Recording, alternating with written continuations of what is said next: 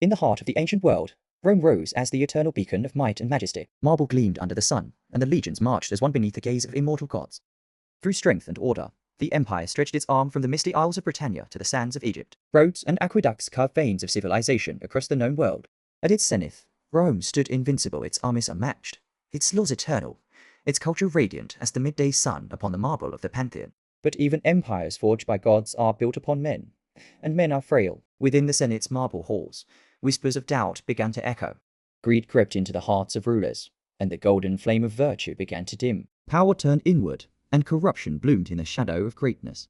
In the streets, the people suffered while the elite feasted. Once united, Rome trembled beneath the weight of its own excess. Hunger gripped the markets, and despair stalked the alleys. The proud merchants of Rome now bartered hope for bread. The legions, once disciplined and proud, faltered. Their loyalty waned as rebellion and unrest spread through the provinces.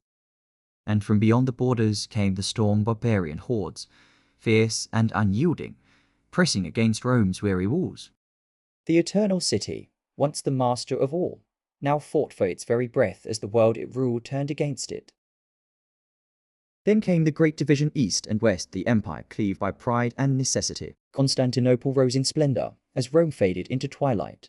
Gold flowed eastward, leaving the west barren. Two empires stood where once there had been one, the heart of Rome divided against itself. The coffers emptied, the fields withered. The once mighty legions now stood on desolate frontiers, cold, hungry, and forgotten.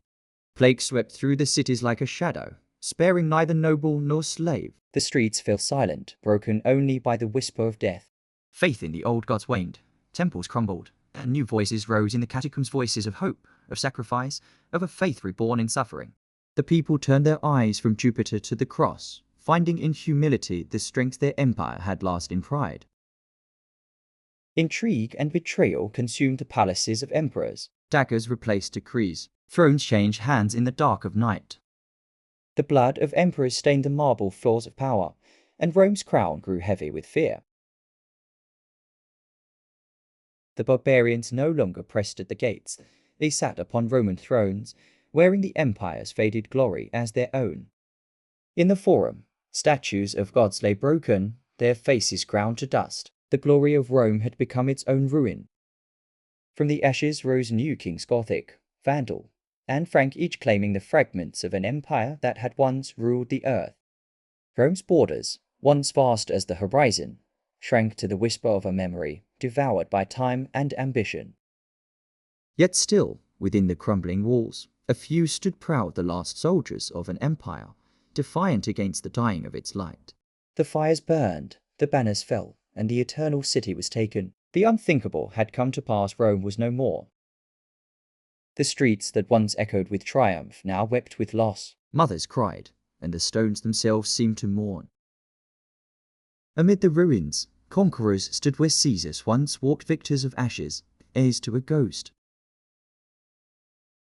The crown of empire fell, shattered upon the stones of history, its jewels scattered, never to be gathered again. But even as the flame died, its embers lingered. From ruin came rebirth, from Rome's fall, a new world began.